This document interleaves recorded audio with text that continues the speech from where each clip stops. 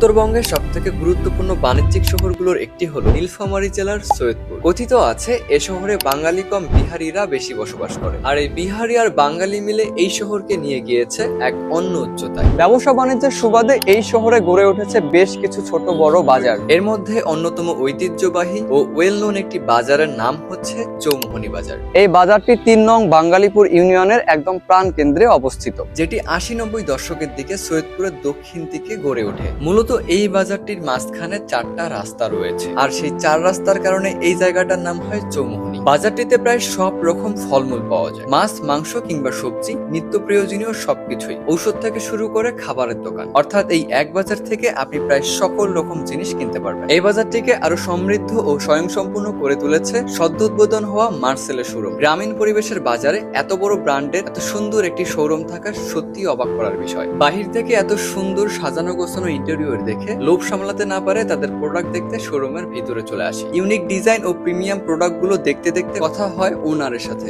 ঈদ উপলক্ষে তাদের শোরুমে চলছে বেশ কিছু আকর্ষণীয় অফার, যেমন মাত্র 10,000 টাকার পণ্য কিনলেই পেয়ে যাবেন একটি স্ক্র্যাচ কার্ড, যেখান থেকে নিশ্চিত আকর্ষণীয় উপহার তো থাকছে। এছাড়াও 10,000 টাকার পণ্য কিনে জিতে নিতে পারেন 10 লাখ টাকা। আর হ্যাঁ, মার্সেলের প্রায় সব রকম প্রোডাক্টই আপনি পেয়ে যাবেন এই শোরুমে। এই বাজারের সব থেকে যে জিনিসটা আমার নজর কেড়েছে সেটা হলো এখানকার সহজ সরল মানুষজন, যাদের কথাবার্তা কিংবা ব্যবহার আপনাকে ফুল নস্টালজিয়া ফিল করাবে।